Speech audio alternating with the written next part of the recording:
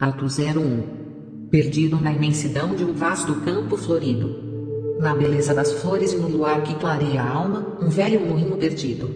Ali, destoando pelo abandono, um velho moinho destruído pelo tempo e pelas marcas do ódio. O cheiro de flores esconde o forte odor de mofo e morte. A podridão e o arrepio da alma são sentidos ao se aproximar. Ao lado do rio, no entardecer, uma leve névoa se forma. Aqueles que ali se aproximam sentem o engasgar de garganta, o pigarro que se prende e a voz que se cala. Mas o que pode ter ocorrido? O que o cerca? Que dor é essa? Devemos retornar 10 anos antes, quando Anne, uma jovem que acabara de completar 18 anos e, apesar da pouca idade para os dias de hoje, para a época já uma senhora, ainda aguardava André para consagrar seu casamento. Anne, a filha do meio de 8 irmãos, filha de um casal de fazendeiros humildes, amorosos e honestos, buscavam sempre o melhor para sua família e sonhavam com o casamento de sua jovem filha. Andrei, filho de um comerciante rico, o mais jovem de 4 irmãos, é visto como um bom vivante e conhecido na noite entre bares e bordéis pela forma de se embriagar. Ambos se conheceram ainda crianças, pelas brincadeiras do vilarejo, e por ser uma jovem morena de olhos claros e pele aveludada, chamou a atenção do jovem rapaz, magro e esguio, de 1,90 m, novo branco com maneira e cabelos loiros. A família de Andrei era contra a união de um jovem tão abastado com uma plebeia, e fazia tudo o que era possível para separar ambos. Mesmo sabendo de toda sua infidelidade, Anne sonhava e se guardava para o grande amor, na esperança de um dia o mesmo se redimir e se tornar o grande príncipe que ela tanto espera. Os dias se passam e as estações demarcam o tempo. André, por fim, para contrariar seus pais, marca a data, o dia e o local do casamento. Logo a pequena cidade começa a falar do assunto. Herbert, pai de Andrei, promete ao filho que, caso o casamento ocorra, o mesmo será deserdado e ameaçará a jovem. Anne, assustada, sugere ao amado que eles terminem, mas o mesmo não tem a palavra e resolve dar continuidade à organização. Andrei era apoiado em todas as suas decisões pelo irmão mais velho de Anne, Peter, um homem grande, voz grossa e gestos brutos, aquele amigo que todos desejam ter, sempre disposto a ajudar o próximo. Entre duras batalhas e traições, finalmente o grande dia chegou. Com um vestido longo e branco, Anne adentra a igreja revestida de flores, amigos e familiares.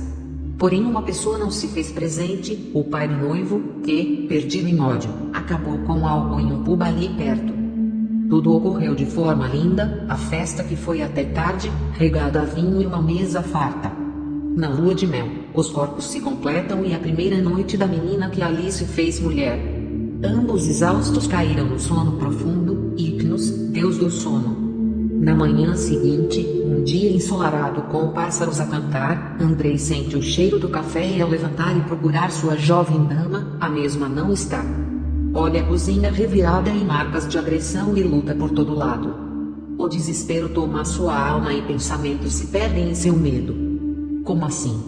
Anne, onde você está? Grita o jovem. Aos prantos e desesperado, ele sai como um louco chamando a amada. Imediatamente, Peter vê e o leva para casa. Extasiado, Andrei grita ao amigo perguntando sobre sua irmã. Assustado e sem saber o que falar, Peter busca palavras para confortar o então amigo e cunhado. Após longos minutos, Andrei se acalma e ambos conversam. Andrei relata todo o ocorrido e Peter imediatamente levanta a hipótese de sequestro. Andrei indaga. Mas quem faria tão mal a uma jovem como Anne? Quem seria capaz de sequestrá-la? Após longos minutos de silêncio, um nome surge em sua mente. Herbert. Meu pai. Se recordou de todas as ameaças e logo seu nome como principal suspeito. Andrei, que ali ruminava pensamentos desconexos e perdidos entre a jovem esposa e o grande pai, tentava não acreditar no elo entre crime e criminoso. O mesmo pediu que Peter fosse embora e ali perdido no ódio tentava descobrir para onde teriam ido. E logo em sua memória surgiu um local, um único lugar que seria distante o suficiente. O moinho da família onde ele e Anne brincavam ainda na infância. Como um louco, André pegou seu cavalo e partiu estrada adentro. Após longos quilômetros e horas cavalgadas, o mesmo se aproximou do velho moinho. Devagar, ele se aproximou. Já estava escuro, a neblina que ali subia trazia o frio do sereno. Uma voz ecoou entre as sombras, um gemido, um som familiar. Ao fundo, luzes ao que parecia vela, ratos e fezes tomavam o lugar. O enjoo logo tomou conta, o odor era insuportável, algum animal em decomposição. Andrei caminhava lentamente em direção às luzes, passo após passo. Ao entrar, viu uma pessoa com um manto e um capuz preto murmurando. Ao olhar ao seu redor, viu uma cabeça de bode sangrando coberta por moscas varejeiras, no chão num círculo com símbolos. Ao se aproximar da pessoa, foi em direção ao capuz a fim de salvar sua amada. Retirou lentamente o capuz e em meio à meia luz das velas, viu uma mordaça, ferimentos e a visão da pessoa que ali estava. Pai! Gritou Andrei ainda incrédulo. Mas como? Não foi você que sequestrou a minha Ana? O que você faz aqui? Ainda fraco, Herbert só murmurava. Anne. Logo Andrei questionou. O que foi, pai? Onde ela está? Foi quando Andrei sentiu um impacto em sua cabeça. Um zumbido forte e por fim o apagão. Minutos pareciam horas que pareciam dias, não se sabe ao certo quanto tempo ele passou ali. Mas ao acordar sentiu seus pés e mãos amarrados. A dor de cabeça o consumia, ainda com a visão turva olhou para frente e viu vultos ao lado do animal morto. Pareciam estar de capuz preto com taças douradas seguradas pela mão esquerda. Aos poucos os vultos se tornaram formas e lá estavam 10 pessoas paradas em sua frente. Quando uma delas se aproximou e disse seu nome, com voz suave que logo sentiu seu coração. Ele conhecia essa voz, era de sua amada Anne, logo ele respondeu. Anne, sei que é você. O que houve? Quem são essas pessoas? Por que meu pai está aqui? Anne retirou o capuz e calmamente falou. Meu amor, se acalme, sua curiosidade quase enterrou todo um projeto de uma vida. Só queremos aquilo que é nosso. Ainda zonzo com um susto questionou. Nosso? Do que você está falando, Anne? Sim, amor, nosso. Este moinho foi tomado pelos seus ancestrais à força somente por não concordarem com aquilo que acreditamos. Meus pais, ao verem nossa aproximação, pensaram por que não tomar novamente aquilo que é nosso? Por anos os porcos da sua família exibiram e nos menosprezaram, mas aqui estamos onde tudo começou. O plano era somente casar e matar seu pai para tomarmos a fazenda, botando nele a culpa do meu sequestro. Andrei revoltado gritou palavras de baixo calão. Quando tomou um tapa forte de uma pessoa que logo retirou o capuz e lá estava ele, Peter, seu melhor amigo. Anne continuou. Iríamos culpar seu pai e meu irmão iria me salvar, você, um porco traidor, ficaria com a herança e continuaríamos por um tempo até você virar comida de peixe do rio ao lado. Mas você me conteve, então teremos de oferecer suas almas ao nosso mestre, garanto que ficará feliz, 2 porcos sujos e da mesma família, e um bode onde beberemos seu sangue. Não fique triste, meu amor, suas almas ficarão em paz queimando na eternidade. Foi quando Louise, a mãe de Anne, se aproximou de Herbert e, com uma lâmina, o decapitou, o sangue jorrou aos montes e molhou seu filho do lado. Andrei viu seu pai agonizar e sufocar em seu próprio sangue, enquanto os cânticos em latim eram ecoados ao fundo.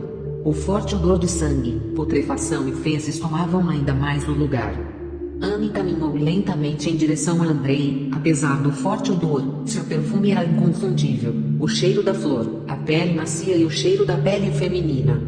Anne olhou nos olhos e lhe deu um beijo molhado. Seus lábios quentes o aqueceram e, por um instante, ele se sentiu em outro lugar. Reviveu a sua vida, a sua infância, os seus amores, as dores e, por fim, os arrependimentos. Num instante, ela se afastou e olhou nos olhos dele, falando: adeus. Foi quando Andrei sentiu uma lâmina perfurar cada camada de pele e, por fim, seus órgãos. O calor, aos poucos, foi sendo tomado por uma onda de frio. Seus pés, gelados, arrepios na coluna, o sangue na garganta e, por fim, a escuridão. Ato 2. Dias, semanas e meses se passaram. Anne e sua família assumiram as terras e todos os negócios da família de Andrei, já que todos os herdeiros sofreram pequenos acidentes e foram morrendo um a um, e assim a família se encontrava num outro lado, com exceção de Moa, a forte mãe de Andrei que acompanhava toda a transformação das suas posses pelo jovem Nora e sua família. A vida ainda iria pregar uma peça na vida de Anne, em seu ventre, carregava um último herdeiro, fruto da lua de mel. Os meses foram passando e a pobre viúva, para a sociedade, era acompanhada de perto em sua gestação. Já próximo ao parto, Anne mandou preparar um moinho para que pudesse recebê-la para o final de semana. O mesmo foi reformado e não havia sinal algum do ritual ocorrido meses antes. Foi quando, numa noite fria, Anne começou a sentir fortes dores do parto. Moa a acompanhava junto de sua mãe. Não seria possível esperar que a carroça fosse até a cidade. O parto deveria ser realizado ali mesmo. Louise correu com os preparativos. A parteira seria Moa, a pessoa mais instruída para o ato.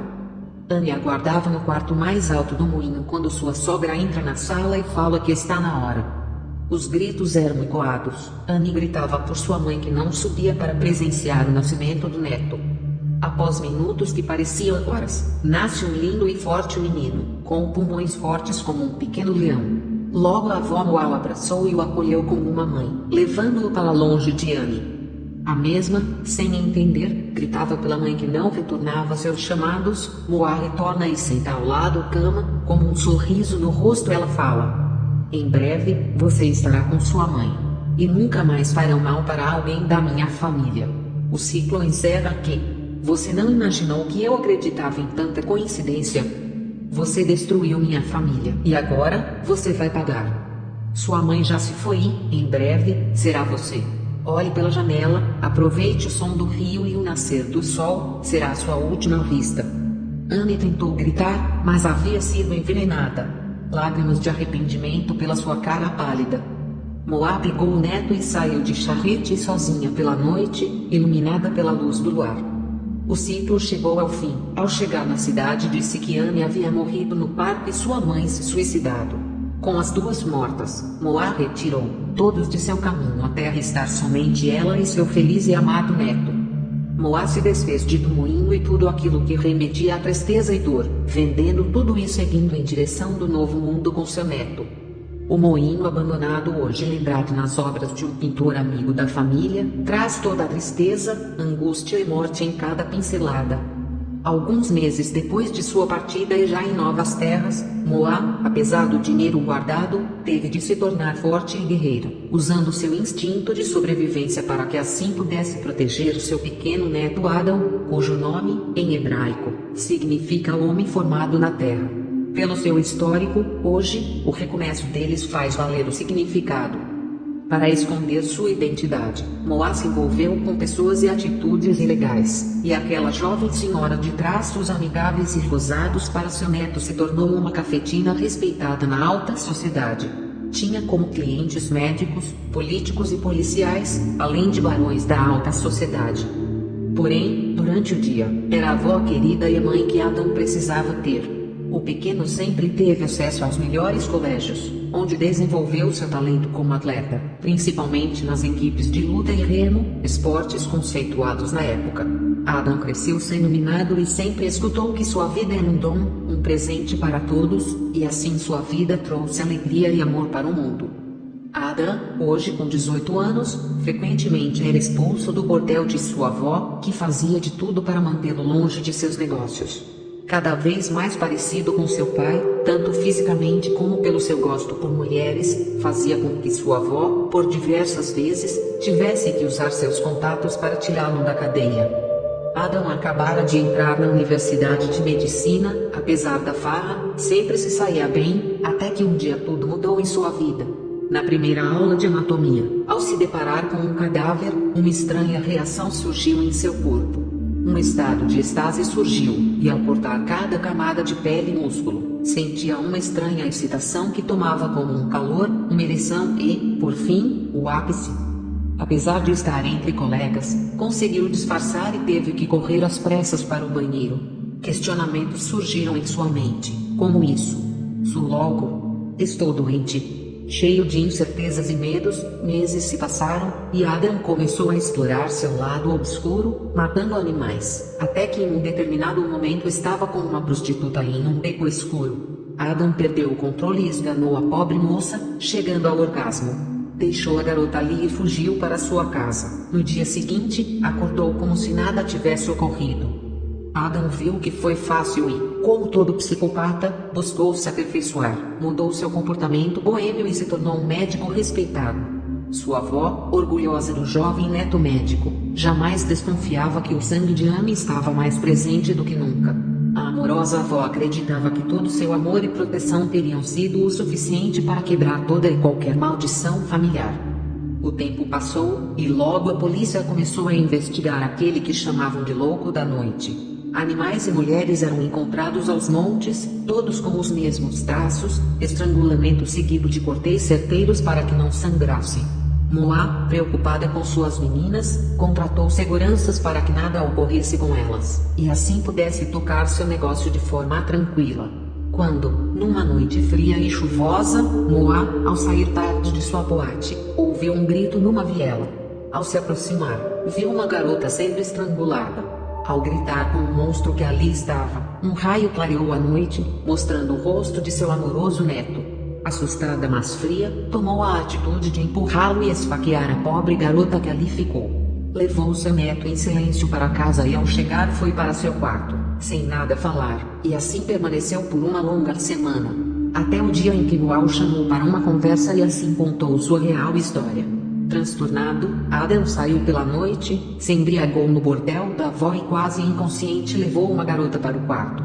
Logo Moa foi avisado e saiu correndo ao encontro do neto. Ao chegar correu para o quarto, invadindo e gritando. Adam está lá com a garota morta em seu colo, aos prantos pedindo perdão. A avó fechou o quarto e começou a arrumar tudo, puxou uma faca e esfaqueou o corpo sem vida, saindo toda ensanguentada, assumindo a culpa pelo neto que neste ponto já estava desmaiado pelo álcool. Ao acordar, sentiu o peso da ressaca, o amargor na boca e dores de cabeça que não paravam. Adam procurou a avó em casa e nada. Trocou-se para a aula e ao sair todos olhavam para ele, cochichando aos montes, até que um colega de faculdade, chamado Beth, perguntou sobre sua avó. Sem saber o que responder, Adam ficou calado e perguntou se elas sabiam o que aconteceu. A jovem Beth explicou e, transtornado, Adam saiu correndo até a delegacia e lá se deparou com um carro branco do IM e ele, retirando o corpo de sua avó, que acabara de se suicidar. Perdido em seus pensamentos, Adam se perdeu num looping infinito, com flashes da noite anterior, estrangulamento, faca, gritos, choro e morte. O cheiro de sangue tomou seu nariz, misturado com a lama da rua, sentiu seu corpo afundar e se perder na escuridão. Seria ele a maldição da família? Na manhã seguinte, no enterro de sua avó, lá estavam todos os funcionários e ele. O que um médico faria com um bordel? O que ele poderia fazer?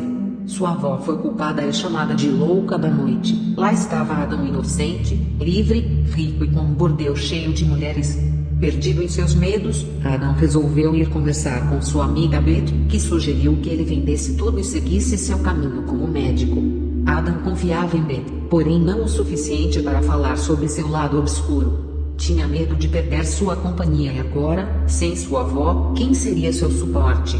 E quem aceitaria seu histórico familiar e seus desejos obscuros? Adam tocou sua vida. Enquanto não vendia o bordel, continuava administrando, ainda que não muito presente, e focando em seu curso de medicina, que o consumia mais uma mantinha perto de Beth. Com o tempo, um desejo surgiu entre eles.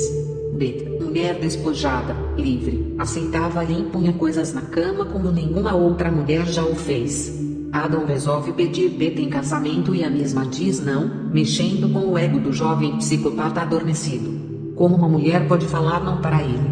Beth o surpreende com um convite para um jantar. Segundo ela, seria um teste, uma prova que ele teria que passar para quem sabe aceitar ou não um novo pedido. Apesar de ter assassinado tantas mulheres, pela primeira vez, sentiu aquilo que identificou como medo. Na noite do jantar, Adam chegou ao local conforme combinado. Para sua surpresa, um moinho antigo da família de Beth. Ao entrar, ela e sua família o esperavam vestidos de preto, próximo de um círculo, um lado taças com sangue e do outro um bode morto.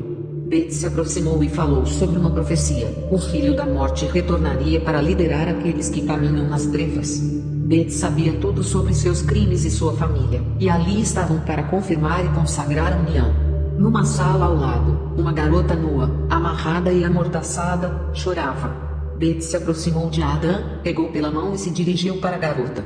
Beth sorriu para Adam, segurando em suas mãos, e as colocaram no pescoço da garota, pedindo para que ele liberasse tudo que estivesse trancado em seu ser. Ali, Adam sufocou a frágil garota e, em seguida, tomou Beth em seus braços. O cheiro de morte e sexo tomaram o lugar e Adam se sentiu livre pela primeira vez. Ambos estão unidos pela eternidade e assim tomaram posse do mundo. Ao lado dele, a família que tanto buscou, administrando o bordel, comandando a noite, e ele e Beth, médicos respeitados pela sociedade, em busca do controle que precisaria para enfim o príncipe da morte tomar o poder. Ato 3. O tempo foi marcado pelas estações e pelas marcas ocultas de sangue e morte deixadas por Adão e sua esposa controladora. Adão era um psicopata e Beth uma narcisista psicopata, por natureza sem apego ou empatia alguma. Assim, caminhavam juntos estudando medicina, administrando os negócios e pregando sua seita que na alta sociedade ganhava números e mais números de seguidores. Políticos, empresários, religiosos, entre outros, todos queriam fazer parte dessa sociedade sem julgamento e pudor, pregando o caos.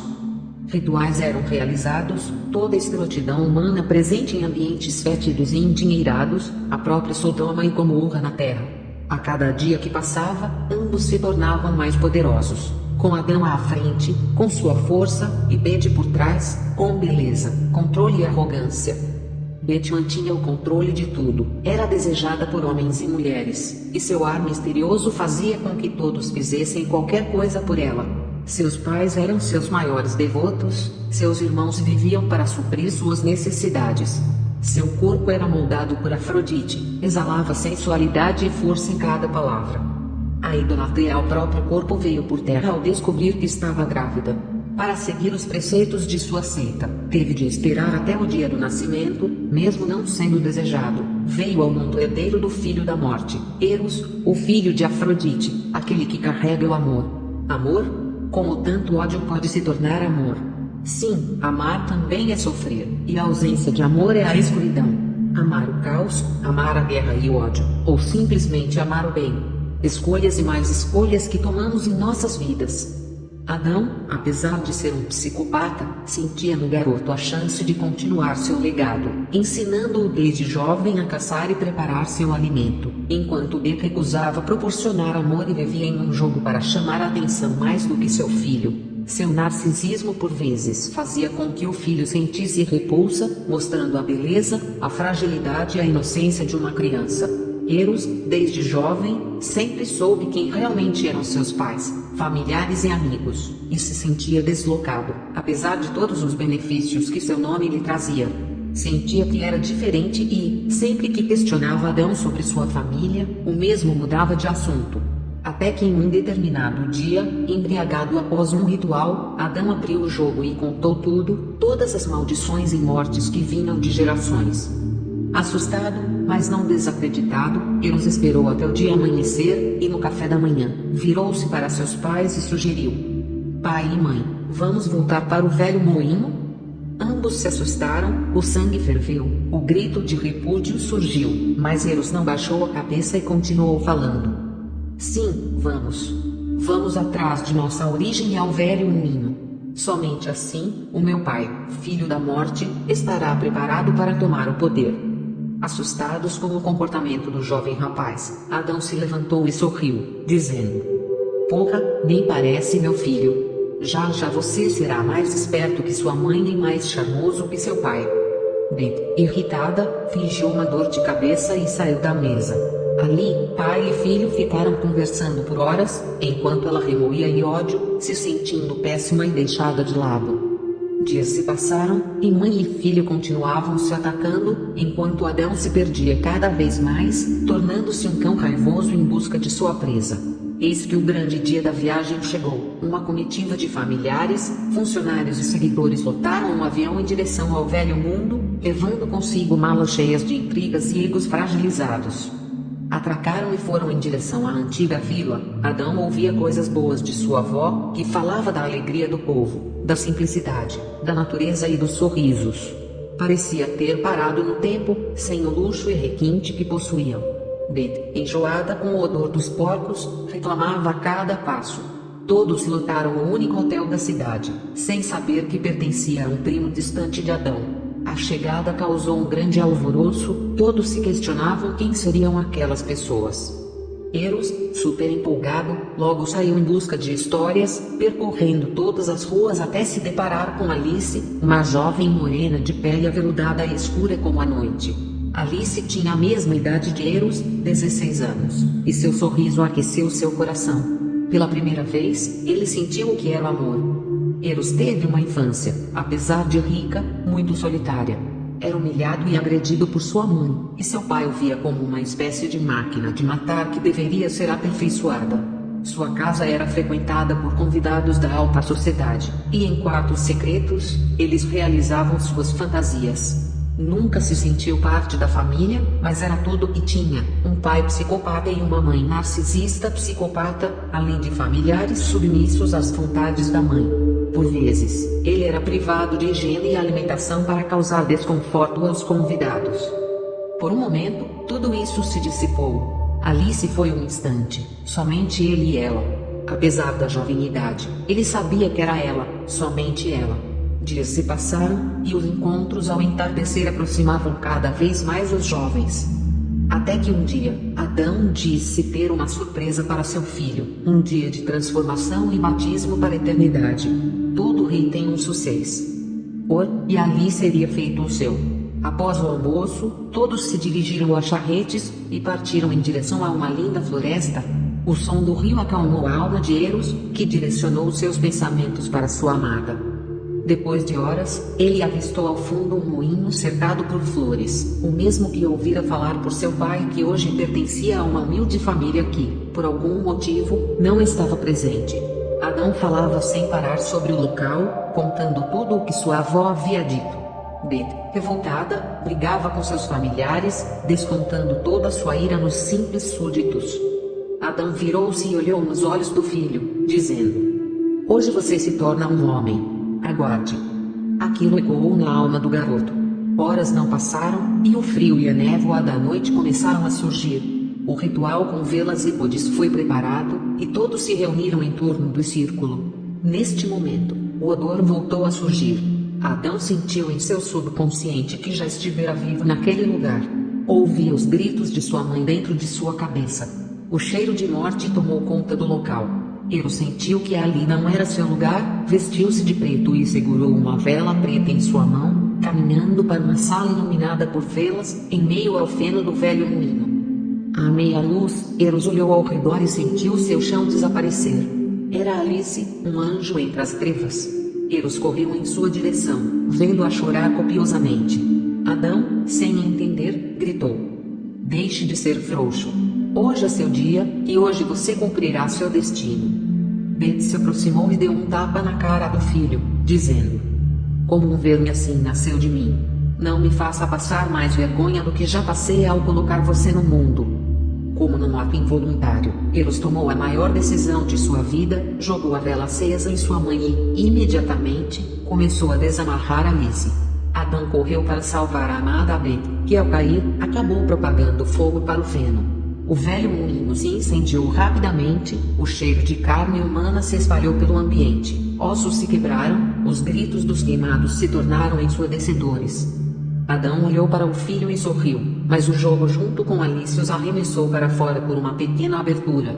Eros tentou voltar para salvar o pai, mas não foi possível.